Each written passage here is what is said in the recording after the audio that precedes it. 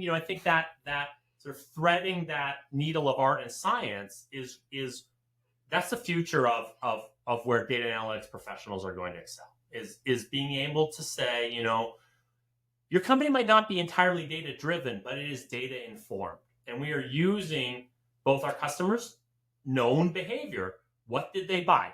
There's no ambiguity there. We sold X units of product Y, and we sold them in these regions, and the average age of the customer who bought them was this, right? That's sort of irrefutable. But to flip it around, and this is where insights and qualitative research becomes super important, is start to find out why, and then start to find out what's missing. And I think that's one of the things that gets lost sometimes in straight up quantitative analytics around customer behavior, is you're analyzing what the customer did, not what they wanted to do.